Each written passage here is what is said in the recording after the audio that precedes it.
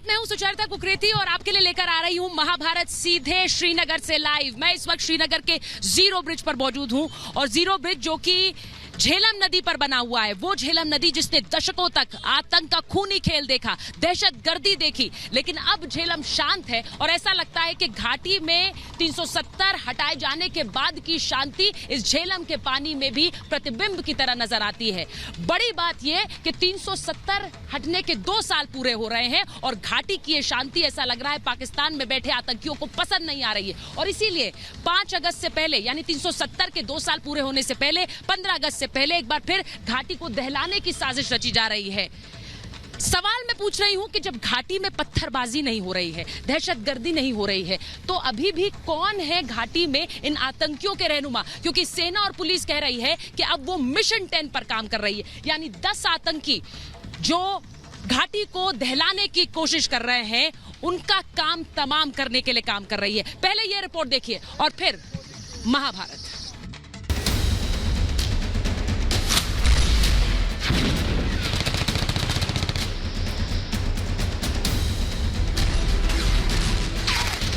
List तैयार, चुन चुन कर होगा प्रहार।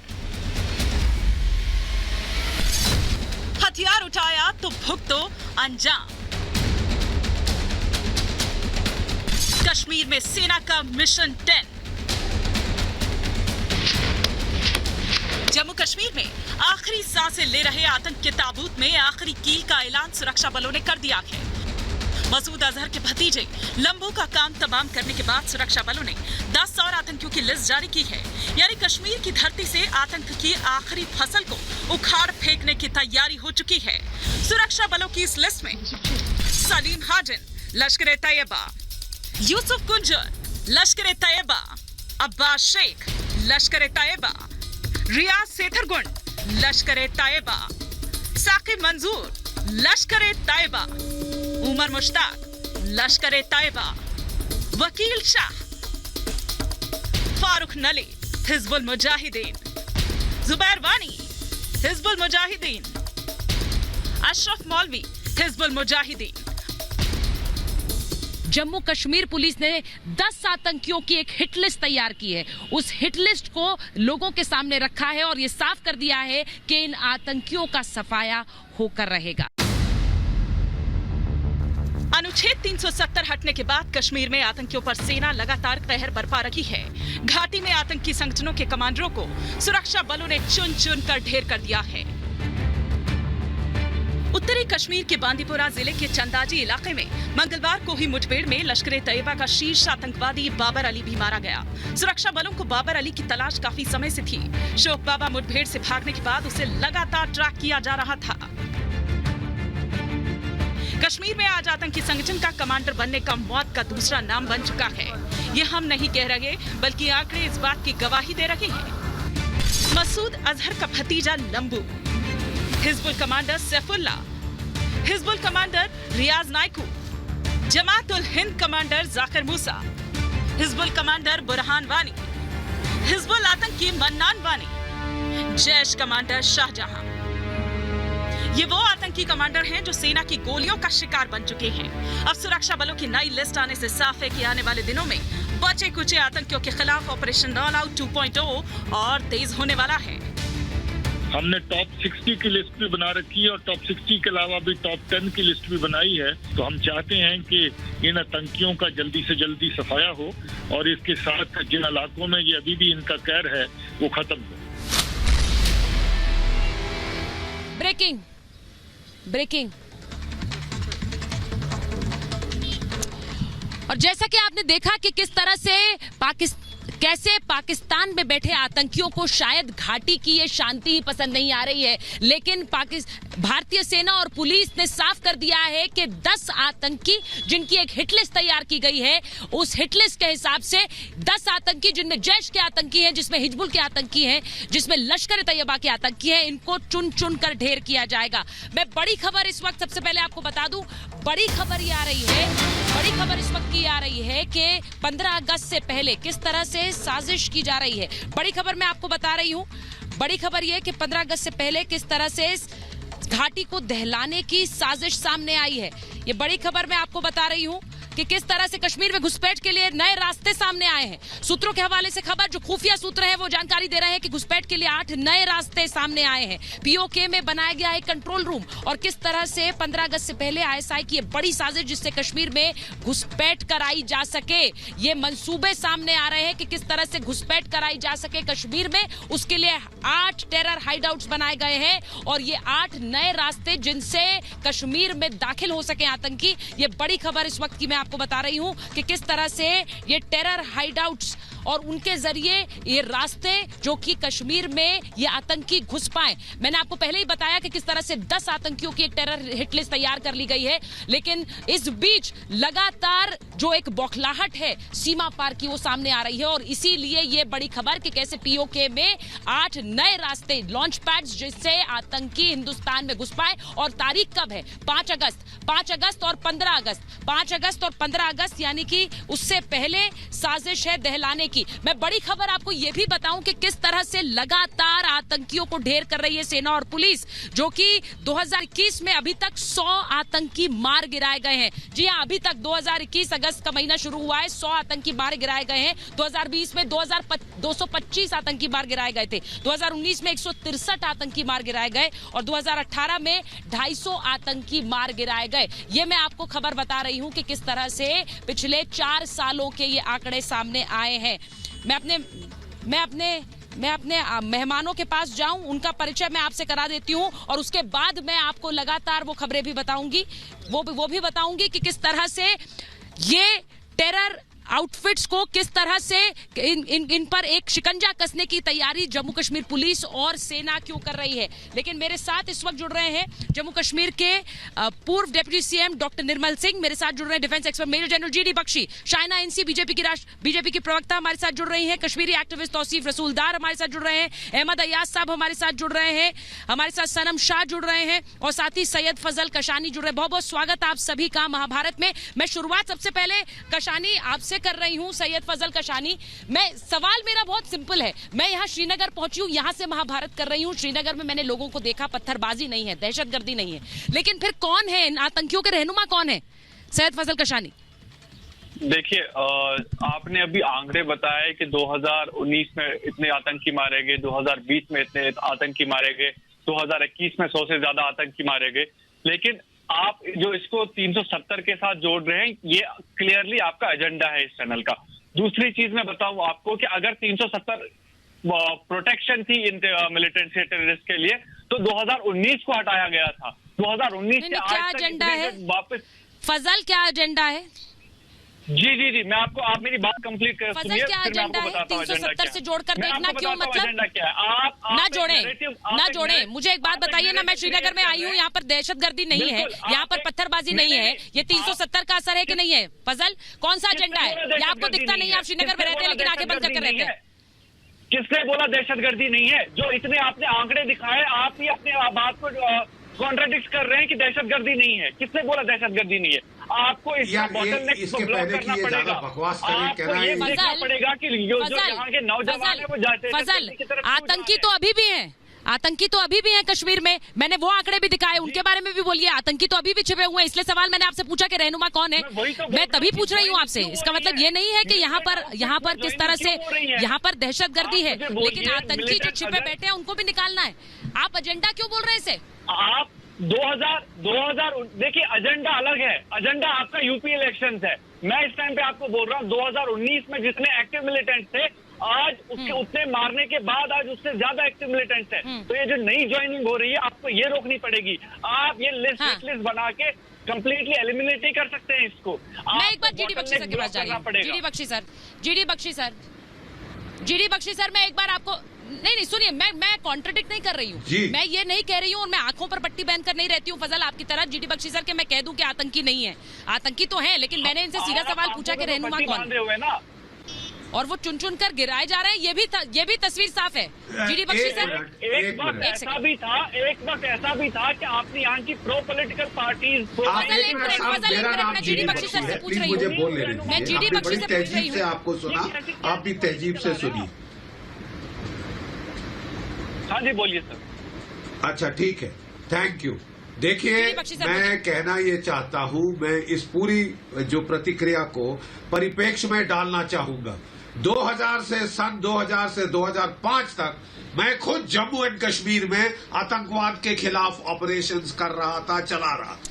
ठीक है साहब। और उस वक्त पूरे जम्मू कश्मीर में 5000, आप सुन रहे हैं जनाब, 5000 आर्म्ड टेररिस्ट थे, जिसमें से 60% पंजाबी और अफगान थे। 60% पंजाबी और अफगान है। आज मार के वो 150 के करीब ला दिए गए। तो ये जो सारे गला फाड़ के चिल्ला रहे हैं कि टेररिज्म जिंदा है, मेरे को मत सिखाओ।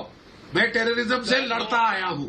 जहाँ 5000 होते थे वहाँ पे रह गए 150, जहाँ पे रह गए 150। हर साल हम लोग इनके आप शट अप हो जाइए। मैंने आपको नहीं इंटरप्ट किया था। प्लीज इनका फीडर डाउन करिए। एक मिनट, फजल उनको बोलने दीजिए। फजल को हटाइए। फजल इस तरह से बात नहीं। फजल उनकी बात सुनिए पहले। ये मेरे को सिखा रहा है कितने थे कितने नहीं थे। फजल, मैंने तो सिंपल सा सवाल पूछा था, आप इतने नाराज हो रहे हैं। मैं आपको जीडी बख्शी सर बात कंप्लीट करिए, फिर मैं निर्मल सिंह। मैं सीधा कह रहा हूँ, मैं बता रहा हूं आपको कि जहां 5000 आतंकवादी हुआ करते थे वहां पे आज 150 आतंकवादी रह गए। ठीक है, 150 से 200 की इनकी नफरी फ्लक्चुएट करती रहती है। बार बार जितने हम मारते हैं, पहले ये पार से ला रहे थे, अब इन्फिल्ट्रेशन पे 90% ब्लॉक लग गया है। 90% इन्फिल्ट्रेशन रोक दी गई है।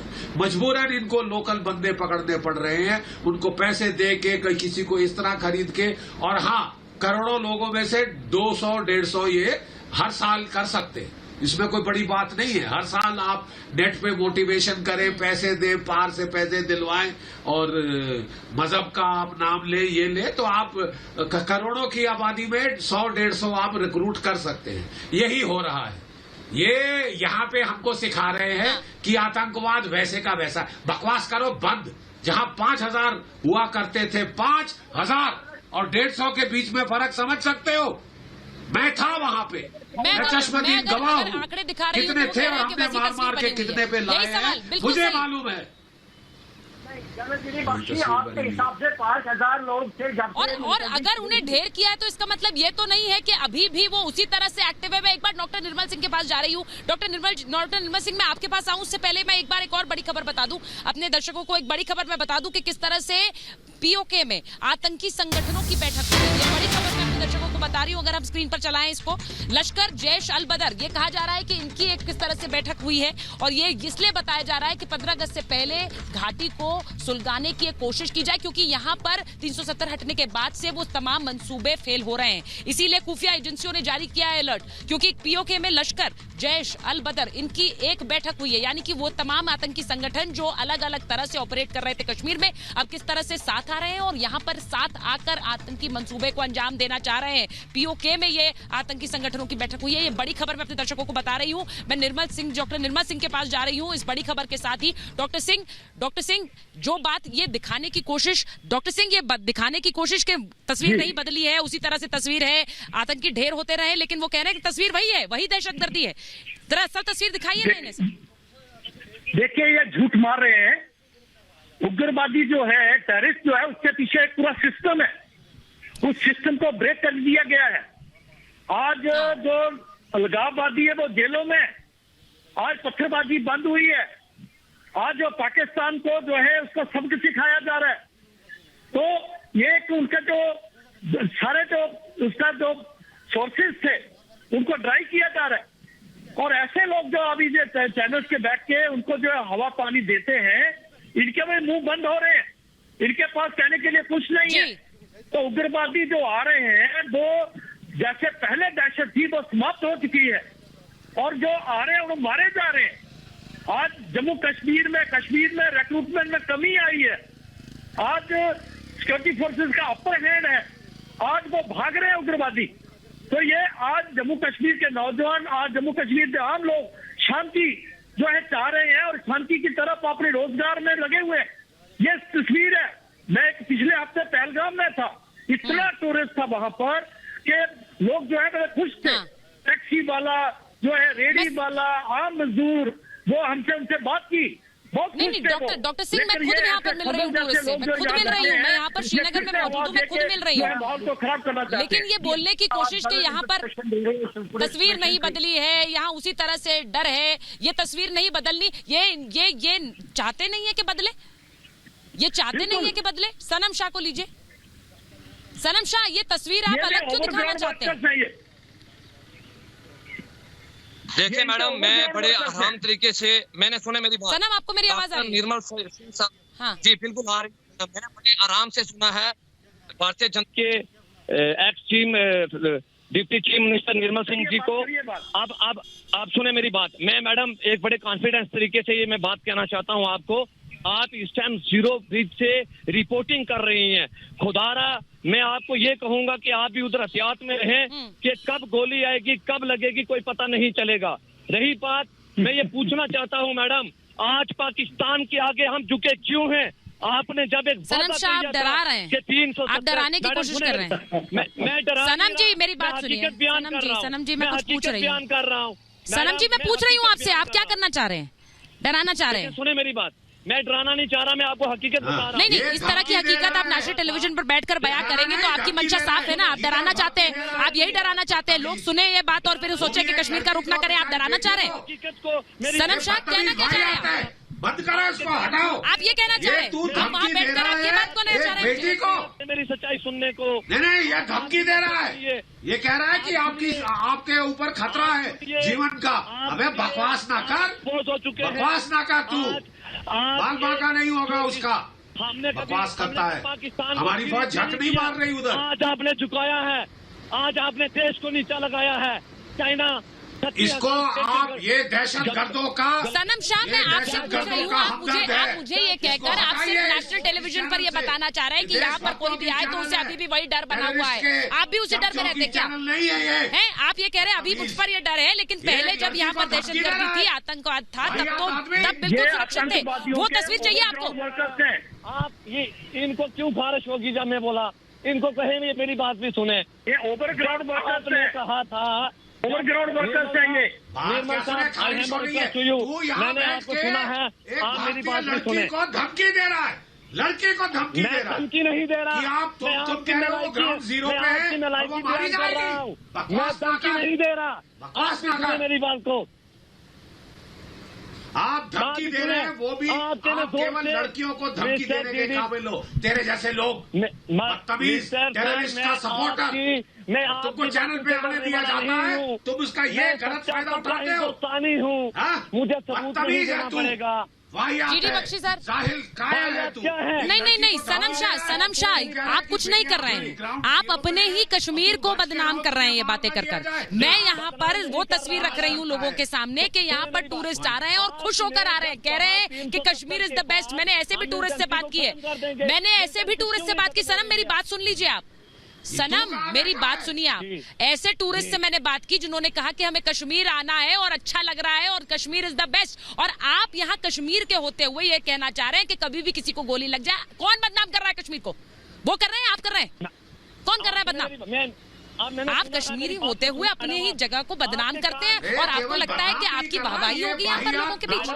धमकी दे रहा है, कानून को जरूरत नहीं है हमारी सच्चाई सुनने का। टेलीविजन पे आके धमकी दे रहा है, आपको क्या तू मरवाएगा, तेरा साथ है कोई? सर इतनी देर चीख कर कान फाड़ रहे हैं आप दूसरों के, और आप कह रहे हैं सच्चाई सुनने की हिम्मत नहीं है। बता, ये बोल रहे हैं आप? आपके सामने बोल। सुने मेरी बात मैडम, आज दहशतगर्द कोई गन से नुकसान पहुंचा रहा है, कोई ग्रेनेड से पहुंचा रहा है, पर कोई अपनी जबान से भी नुकसान पहुंचा रहा है। मैं ये पूछना चाहता हूँ, जब आपने कहा था 370 और 35A के बाद हम मिलिटेंसी को खत्म कर देंगे, मैडम आज क्यों मिलिटेंसी हो रही है? आज जम्मू के अंदर ड्रोन क्यों आ रहे हैं? नहीं तो आप क्या चाह रहे हैं? आप उसी युग में जाना चाह रहे हैं, वो आपको सूट कर रहा है, आपको वो सूट कर रहा है, आप उसी युग में जाना चाह रहे हैं। आप ये कह रहे हैं मुझे आप उसी युग में वापस जाना चाह रहे हैं। आज हमारी सूट सेना करता है को बॉर्डर के अंदर क्यों दबा के रखा गया है? आप उनको छोड़ दें, वो पाकिस्तानी नफाकर्तों का जवाब दें। बेबने की तरह चिल्ला रहा है, आप चला रहे हैं, आप ड्रोन क्यों आ रहे हैं? अच्छा एक सेकंड साहब, मैं तौसीफ रसूल डाल मैं एक बार तौसीफ जी के पास जा रही हूँ। तौसीफ जी, ये टेररिस्टों का तौसीफ जी, जीडी सर आप जवाब देना चाह रहे हैं? जीडी सर आप जवाब देना चाह रहे हैं, उसके बाद मैं तौसीफ जी के पास जाऊंगी, फिर शायद नहीं रखते हैं। धमकी दे रहा है। इसने शरेआम पूरी दुनिया के सामने धमकी दी है। इसने कहा है मैं इतना समय सनम शाह आपको देना नहीं चाहती हूँ। I am sorry, Ahmad Ayaz साहब बैठे हुए हैं। कम से कम वो बदनाम करने, अपनी ही जगह को बदनाम नहीं करेंगे। मैं आपको इतना समय नहीं दे सकती। अहमद अयाज साहब के पास जाइए, पहले तौसीफ रसूल डाल। तौसीफ साहब, नहीं बेटा, इसको मत जाने दो, इसको हटाओ टेलीविजन स्क्रीन से। ठीक है, हो गया सर, लेक्चर बहुत हो गया, धमकी दी है, बहुत हो गया आपका लेक्चर। मैं अहमद अयाज साहब पहले तौसीफ रसूल। हम भी जरा देखें। जी मैम, मैं ये कहना चाहता हूँ, सबसे पहले मैं अपनी जो जम्मू कश्मीर में जो हमारे सेना है, जो हमारी इंडियन आर्मी है, मैं उनको मुबारकबाद देना चाहता हूँ। जिस तरह से उन्होंने ऑपरेशन ऑल आउट स्टार्ट करके जो भी यहाँ पे आतंकवादी थे उनका खात्मा कर दिया। देखिए कश्मीरी लोग इस वक्त जो है वो इसलिए अमन में यहाँ पे अच्छे से रह रहे हैं, वो सिक्योरिटी फोर्सेस की वजह से है। देखिए जो जहाँ पे आतंकवाद की बात करें, जैसे हमारे काशानी साहब ने बोला कि 370 किसी एक चैनल का एजेंडा था। ये जो यहाँ पे जो भी यहाँ पे उस टाइम जो एक्टिविस्ट्स थे बहुत सारे, जो पाकिस्तान को सपोर्ट करते थे, यहाँ की पॉलिटिकल पार्टीज, वो कह रहे थे 370 और 35A को हटाने के बाद कश्मीर में धमाके फटेंगे, इतनी इंसर्जेंसी होगी। लेकिन यहाँ तो मक्खी भी न मरी, लोग कितने खुश है। ये इनका जो एजेंडा, देखिए जो रियली कंसेप्ट था mini Kashmir will be the sir जो कंसेप्ट था कश्मीर मिनी स्विट्जरलैंड है। रियली में धारा 370 और 35A को हटने के बाद कश्मीर उसी डायरेक्शन में जा रहा है कि कश्मीर स्विट्जरलैंड से भी आगे जा रहा है। देखिए अब ये कह रहे थे यहाँ पे, मैंने कई लोगों से बात की है, ये आप नहीं बता रहे हैं, वो लोग भी बता रहे हैं जो यहाँ पहुंच रहे हैं। देखिए बोलिए। देखिए मैम, देखिए मैं खुद कश्मीर में हूँ, मैं खुद Kashmir, I am connected from the Kashmir. ये जो बोल रहे हैं कि सनम साहब ने बोला ड्रोन आ रहे, हमारी आर्मी, हमारी सेना वो है जो पाकिस्तान में घुस के सर्जिकल स्ट्राइक 2 बार की और उनको पता भी नहीं चला और आतंकवादी को जहन्नम में पहुंचा दिया। तो ये बात क्यों नहीं छुपा रहे? हमने हमेशा, आप देखिए जो भी वार हुए 1948 में कश्मीर में जो ट्राइबल वार हुआ, 65 में हुआ, आपका रिसेंटली जो सर्जिकल स्ट्राइक, हमने हमेशा पाकिस्तान को हराया। वो बस गधे, उनके यहाँ तो बस गधे भेज रहे हैं। मुझे बस ये हैरानी होती है कि यहाँ पर देखिए ये जो है अंतर्राष्ट्रीय मंच पर भी उतना ही अहम है, लेकिन यहाँ बैठे कुछ लोगों के लिए अहम नहीं है। यहाँ बैठे कुछ लोगों के लिए उन्हें 2 साल पहले की स्थिति में जाना है। मैं एक बार बड़ी खबर अपने दर्शकों को बता देती हूँ। बड़ी खबर यह है कि ब्रिक्स में कैसे उठा है आतंकवाद का मुद्दा। मैं एक बार अपने दर्शकों को बता दूं, अहमद अयाज साहब आपके पास, शाइना इंसी आपके पास।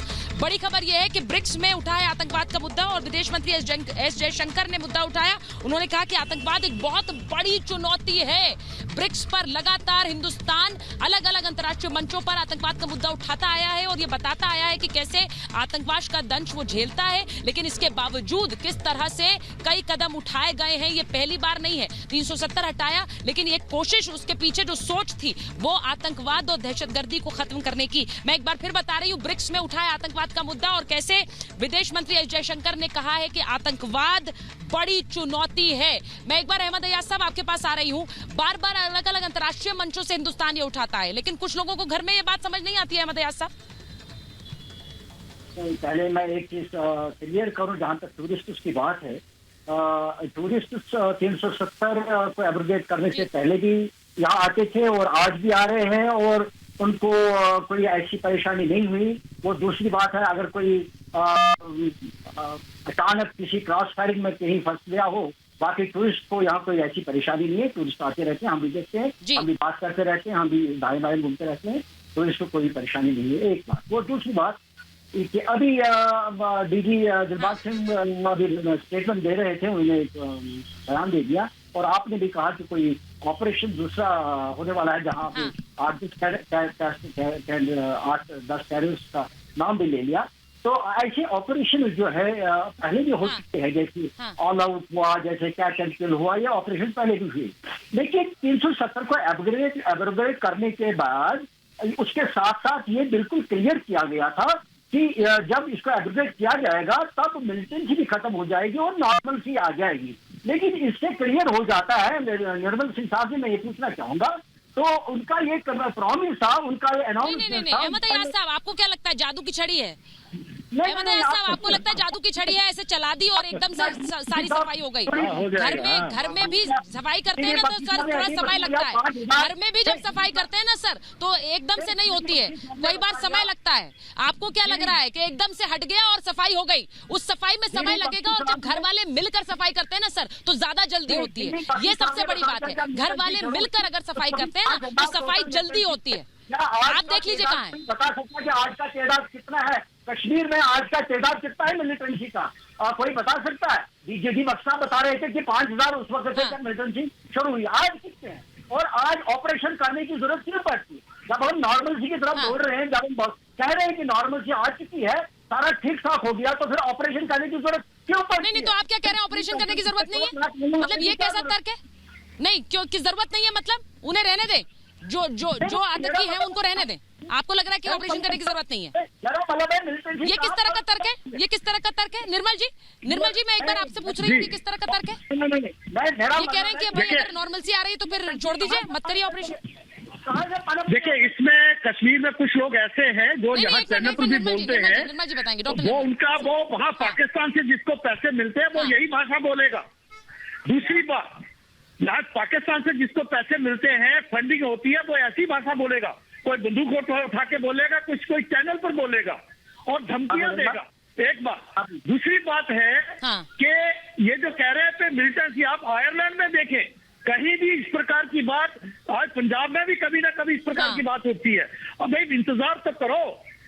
बात यह है कि कितने लोग वो मारे जा रहे हैं, क्या सिक्योरिटी फोर्सेस और पूरा स्टेट का पूरा कंट्रोल है?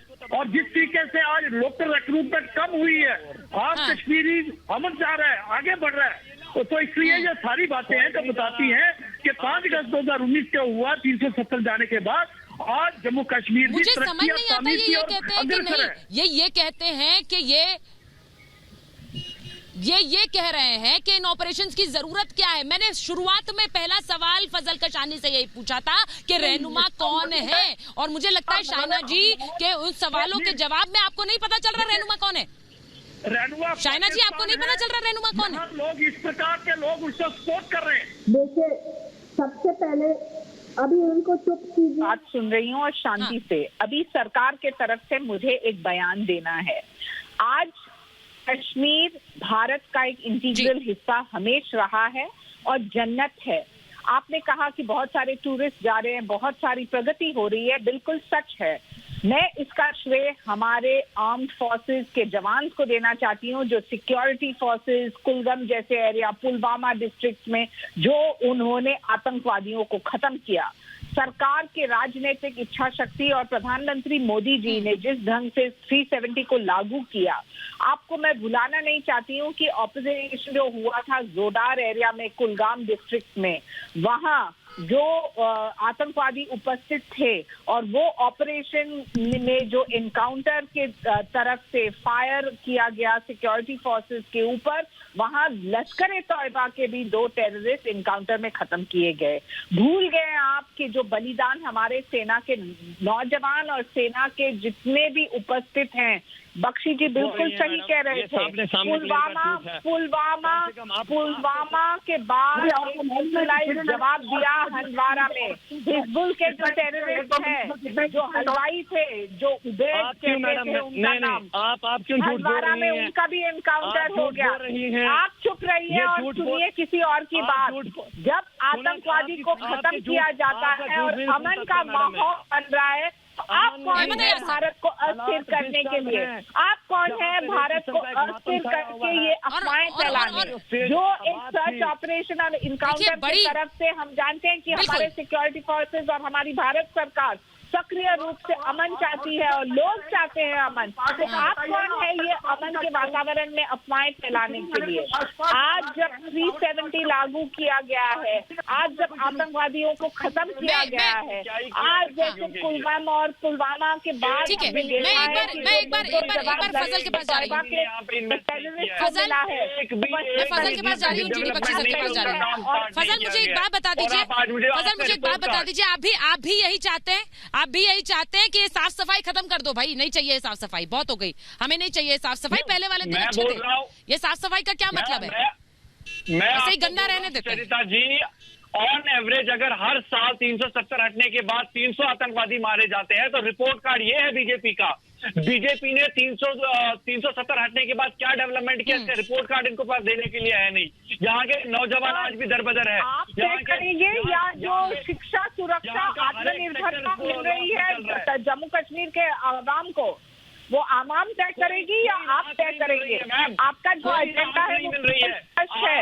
भारत को अस्थिर करने में जो लश्कर ए तोयबा जैसे या एक सेकंड, जीडी बख्शी सर को लीजिए, जीडी बख्शी सर को लीजिए। मैं एक चीज बता दूं, जीडी बख्शी सर जब फजल कशानी या फिर सनम शाह ये बोलते हैं कि सफाई की जरूरत नहीं है, तो मुझे लगता है वो सारा बलिदान जो आपने किया या बाकी हमारे सेना के जवानों ने किया, उस पर किस तरह से आंखें मूंद लेते हैं, लेकिन हम नहीं मूंदने वाले, हम थोड़ी मूंदने वाले, हमने देखा है वो बलिदान। आगे कोई नहीं मूंदता। जीडी बख्शी सर आपको बता रहा हूँ बेटा, मैं जीडी बख्शी सर का नाम ले रही हूँ, आपका नाम नहीं है। बकवास है।